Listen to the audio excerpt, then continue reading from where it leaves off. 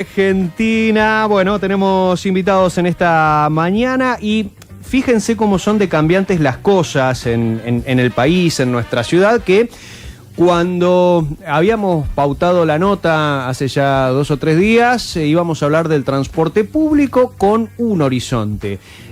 Durante la tarde de ese mismo día el horizonte cambió y ayer el horizonte volvió a cambiar. O sea, yo esperaba hacer una nota con Hilario Gali con un transporte público de paro y finalmente una parte ayer no sucedió, ¿no? Y han acordado afortunadamente, ¿no?, para los trabajadores y para quienes tienen que usar el transporte público, pero fíjense cómo va cambiando la situación en cuanto a las decisiones que se toman y que impactan en la vida diaria de todo. Pero lo tengo al concejal Hilario Gali, ex secretario de Gobierno aquí en los estudios de la radio. ¿Cómo está, Hilario?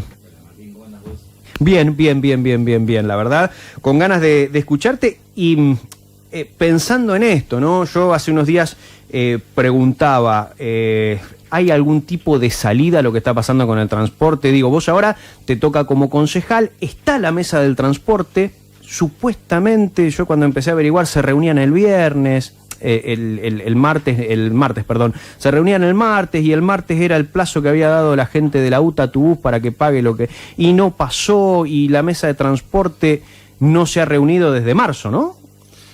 Sí, igual yo ahí te voy a poner un pequeño asterisco. A ver. Respecto a lo cambiante de la situación. En realidad la situación no cambia. La situación es la misma desde hace años y años y años. Lo único que cambia es si tenemos paro o no tenemos paro. Si a último momento aparece la plata o no aparece la plata. Entonces, en realidad la situación es la misma. Porque esta situación de que estábamos esperando a ver si teníamos paro o no hasta último momento, la venimos viendo hace mucho tiempo. El tema es que nunca se encontró ese mecanismo que se supo tener allá por el 2010, antes del 2018, antes que haya el traspaso de los subsidios de nación a provincia. Teníamos un sistema. ¿Era perfectible? Sí, como todo, como absolutamente todas las cosas que pasan por el Estado, siempre hay posibilidades de mejorarlas. Pero teníamos el CCP, teníamos el Sistau, que de alguna manera uno te seguía la evolución de la cantidad de kilómetros que corría la empresa, por lo tanto tenía una cierta correlación con el aumento o no del combustible, y tenías el otro que te seguía la correlación con el aumento de sueldos, con las paritarias de la UTA. Mal o bien, tenías asociado dentro de esos dos subsidios, tenías contenido el 80% de la estructura de costo de la empresa. Tenías los sueldos y tenías el combustible. Después tenés todo el tema de arreglos, de impositivo, tenés un montón de otras cuestiones, pero que no hacen a la cuestión. El 80% lo tenías contenido. Cuando tenemos ese traspaso de nación a provincia, que fue Mauricio que le mandó en el 2018, en el 2019, fines del 2018, le manda los subsidios a la provincia con una partida corta, en ese momento me acuerdo que eran 20.000 millones de pesos, que no alcanzó para cumplir el año, y como no alcanzó para cumplir el 2019, es donde aparece el famoso Fondo Compensador de Nación. Sobre fines del 2019 aparece el Fondo Compensador porque no alcanzaba la partida para cubrir ese año. Claramente el año 2019 era un año de transición. Era un año en el que, lógicamente, uno no tenía la capacidad de poder generar los mismos mecanismos que se tenían en Nación para la provincia de Buenos Aires. ¿Por qué? Porque para eso necesitas datos. Datos que la provincia todavía no tenía. Claro, porque el sistema SUBE, que es por ahí lo más eficiente al momento de tener datos, pasajeros transportados, kilómetros recorridos, es de Nación. Es de Nación Servicios, es una empresa, una sociedad anónima del Estado Nacional. Al margen de eso... Para que voy para atrás. El Estado Nacional en aquel momento le pasa la potestad de dar los subsidios a la provincia de Buenos Aires, en realidad a las provincias en general, ¿no? Y una partida. Que no ya desengancha, digamos, la indexación de la inflación, por decirlo de alguna manera, de esa partida. Y a su vez la provincia es como que no tiene herramientas para decir, che, ¿cómo indexo esto? O sea, puede conocer el acuerdo de la UTA, pero no puede conocer, digamos, formalmente el aumento del combustible, por decirlo de alguna manera. Exactamente. La cantidad de kilómetros de la empresa, todos esos datos que te va generando la SUBE.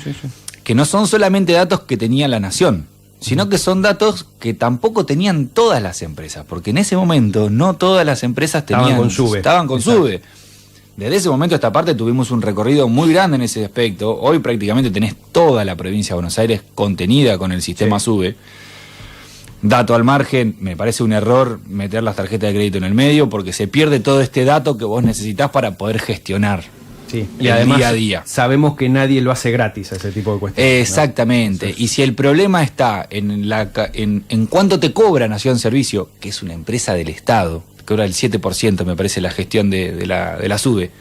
Bueno, metete en el medio de tu propia empresa, bajá los costos y de esa manera...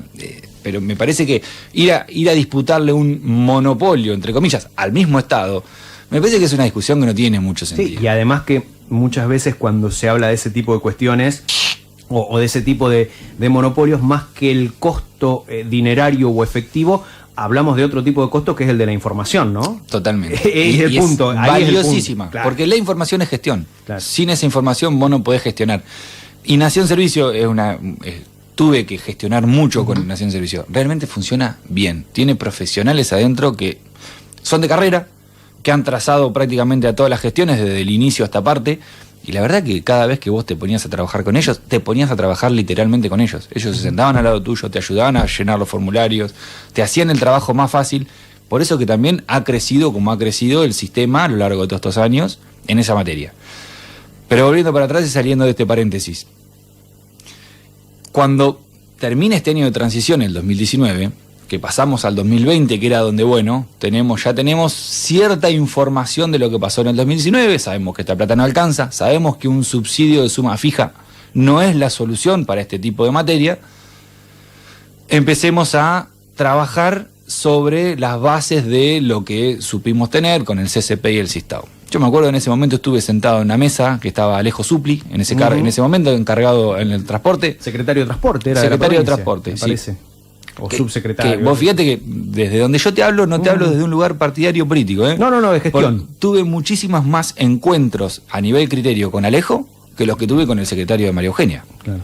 Por una cuestión de concepción del transporte público. Con él me senté, nos pusimos a trabajar, incluso me ofrecí a ayudar desde en base a la experiencia. Desde la experiencia que hemos tenido, por una cuestión de mejorar algo que no estaba funcionando bien. Bueno, claramente en muy poquitos meses se nos vino el telón abajo, la pandemia, todos encerrados, el transporte público pasó una de sus mayores crisis, obviamente que todos, pero digo el transporte público porque si al estar todos encerrados, los transportes no funcionaban.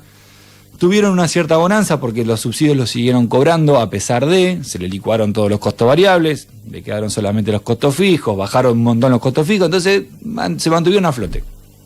Llega 2021, también estaba un poco distorsionado, 2022 se va Alejo y entra Donofrio. Cambió por completo el panorama.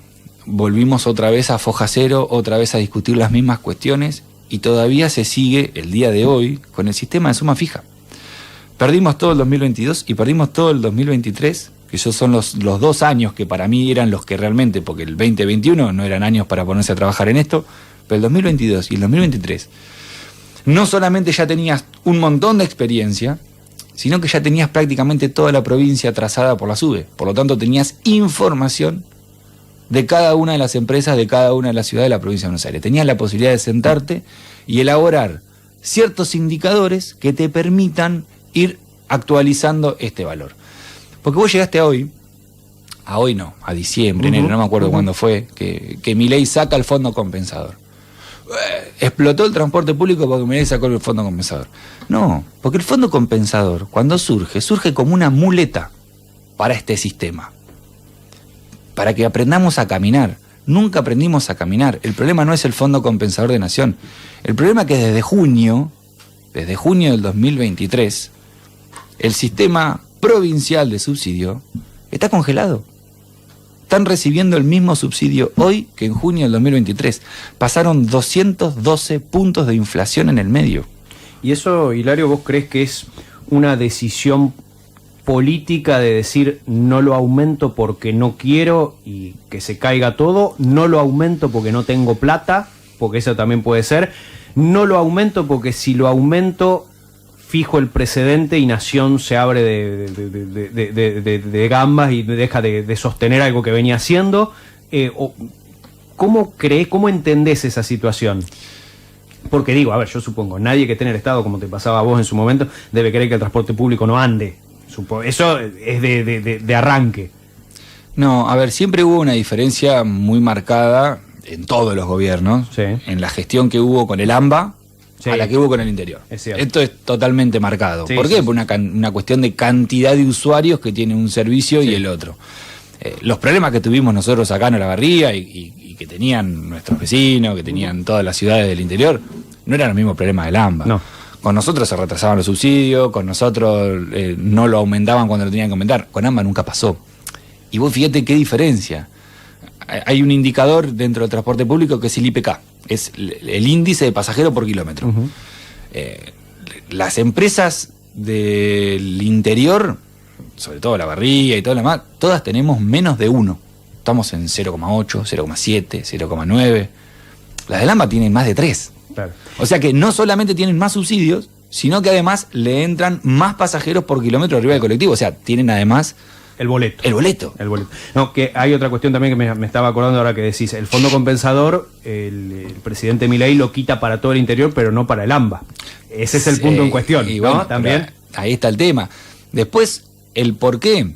Si no hay plata, si hay plata, qué sé yo. Yo la otra vuelta, cuando tuvimos esta discusión en el Consejo Deliberante, que lo planteé en estos mismos términos que te lo voy a contar ahora, automáticamente la respuesta es, estás chicaneando. No, no estoy chicaneando. Es una realidad. Si vos me estás diciendo que no tenés fondos, pero después me doy vuelta y destinás 62.000 millones de pesos en viaje de egresados gratuitos, que se benefician 185.000 estudiantes, bien por ellos.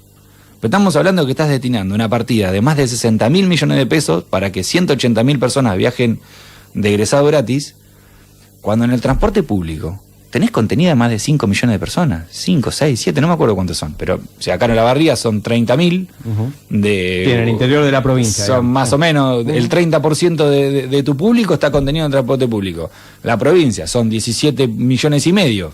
Si querés, somos generosos y decimos que solamente el 30%. Para mí es más porque el AMBA obviamente tiene una cultura mucho más asidua del transporte público que nosotros. Pero ponele 5 millones contra 185. Y bueno, es una cuestión de prioridades. Que ahí donde hay tantas cosas que se actualizan automáticamente y siempre estamos forzando la discusión hasta el último momento a ver si tenemos paro o no tenemos paro y no tenemos paro y aparece la plata. Y en el medio tenés empresas, tenés familias, tenés un montón de proveedores, tenés cadenas de pago que se cortan. Sí, pensándolo desde la empresa en sí directamente, pero después también un montón de personas que usan la empresa para viajar y demás, ¿no? Vos fíjate los números que yo te decía recién. De junio a esta parte tuviste 213 puntos, no 212, 213 puntos de inflación. De junio a el último índice que tuvimos de marzo. Uh-huh. Yo me acuerdo cuando presentaron la última estructura de costo, al menos la que tuve posibilidad de ver, tu bus, voy a una empresa puntual, para no irnos en las ramas, estaba cobrando 25 millones de pesos aproximadamente de parte de provincia. Que ese es su eje troncal, porque siempre el subsidio es el boleto que se cobra acá, es no una alcanza, parte complementaria. Claro. 25 millones de pesos. Hacés la cuenta fácil. De los 25, 200 puntos más, estás hablando de 75. 25, 26, sí.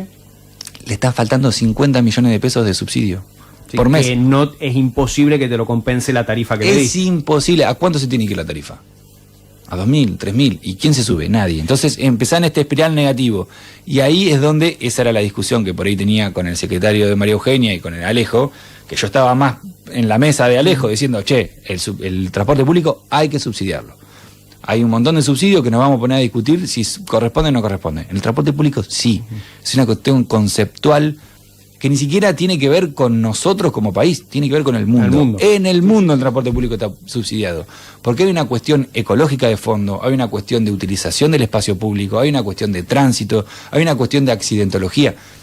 No hay uno solo de todos los indicadores que se mueven atrás del transporte público que no sea mejor cuando el transporte público funciona bien. Además forma parte de los subsidios indirectos justamente a la población de los primeros deciles, ¿no? Que gana menos que más pobre. Si subsidiar el transporte público es un subsidio indirecto a esa población. Y que tenés una forma muy sencilla de subsidiar la demanda. La SUBE te da esta posibilidad de subsidiar la demanda. Lo que hacíamos nosotros con el boleto estudiantil gratuito fue justamente subsidiar la demanda. ¿No querés subsidiar empresas? No lo hagas. encontrarle una vuelta a través de un boleto estudiantil, a través de un boleto obrero, a través de un boleto como vos quieras, en donde vos subsidies directamente al usuario. Y de esa forma rompes toda la lógica. Déjame poner 3 publicidades y volvemos ya referido a lo local. Quiero que hablemos de la actualidad, qué pasa con la mesa de transporte y qué se proyecta. Pero déjame poner unas 3 o 4 publicidades como para separar y volvemos.